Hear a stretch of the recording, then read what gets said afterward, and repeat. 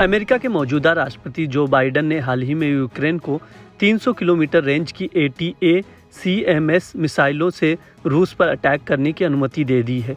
इसके बाद यूक्रेन ने रूस पर मंगलवार को 6 मिसाइलें दागी। इससे तनाव और ज़्यादा बढ़ गया है। इस तनाव की आंच रूस सीमा के पास स्थित 3 नाटो देश तक भी पहुंची है। रूस की पलटवार की धमकी से 3 नाटो देश नॉर्वे, स्वीडन और फिनलैंड में भी खौफ पैदा हो गया है। इन तीनों देश ने अपने नागरिकों को जीवन यापन के लिए ज़रूरी सामान का स्टॉक रखने और सैनिकों को जंग के लिए तैयार रहने का निर्देश दिए हैं। नाटो के संस्थापक देशों में शामिल नॉर्वे 195 किलोमीटर बॉर्डर रूस से शेयर करता है। नॉर्वे ने पर्चे और पैम्फलेट बांटकर अपने नागरिकों को युद्ध के लिए चेताया है। स्वीडन ने भी अपनी जनता को पर्चे भेजे हैं। इतना ही नहीं, इन देशों ने परमाणु युद्ध के दौरान विकिरण से बचने के लिए इस्तेमाल की जाने वाली आयोडीन की गोलियां घर में रखने का भी निर्देश दिया है। नाटो के सदस्य देश फिनलैंड भी रूस के साथ 1340 किलोमीटर से ज़्यादा सीमा साझा करता है। यहाँ की सरकार ने जंग के हालात में नागरिकों की मदद के लिए नई वेबसाइट लॉन्च की है।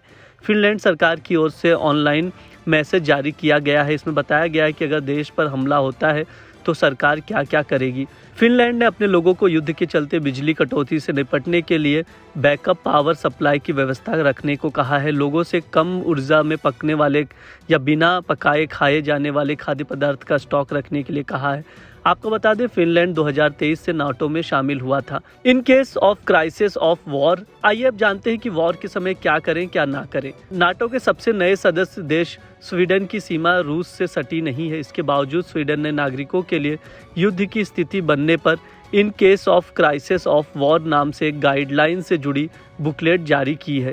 इसमें कहा गया है कि जंग के दौरान आपात स्थिति से निपटने के लिए 72 घंटे का भोजन, पीने का पानी और ज़रूरी दवाएं स्टोर करके रखें। इतना ही नहीं, गाइडलाइन में लोगों को आलू, गोभी, गाजर, अंडे का भरपूर मात्रा में स्टॉक करने का सुझाव दिया गया है। अमेरिका के मौजूदा राष्ट्रपति बाइडेन के यूक्रेन को 300 किलोमीटर रेंज की अटैक मिसाइलों से रूस पर अटैक करने की अनुमति देने के फैसले पर स्लोवाकिया के प्रधानमंत्री रॉबर्ट फीको ने नाराजगी जताई। उन्होंने कहा है कि पश्चिम चाहता है कि किसी भी हालात में यूक्रेन में जंग जारी रहे, इससे उनको फायदा होगा। हंगरी के विदेश मंत्री पीटर सिजातो ने कहा है कि युद्ध फैलाने के लिए बाइडेन जनमत की अनदेखी कर रहे हैं। आपको बता दें, स्लोवाकिया और हंगरी दोनों नाटो के सदस्य देश हैं और यूई में शामिल हैं। अब आइए आपको बताते हैं नाटो क्या है। नाटो यानी नॉर्थ अटलांटिक ट्रीटी ऑर्गेनाइजेशन एक अंतर्राष्ट्रीय सैन्य गठबंधन है जिसकी स्थापना 4 अप्रैल 1949 को हुई थी। इसका मुख्य उद्देश्य सदस्य देशों की स्वतंत्रता और सुरक्षा की रक्षा करना और सदस्य राष्ट्रों के बीच सैन्य और राजनीतिक सहयोग को बढ़ावा देना है। इसका मुख्यालय ब्रसेल्स, बेल्जियम में है। वर्तमान में 31 देश नाटो के सदस्य हैं। ये देश उत्तरी अमेरिका और यूरोप के हैं।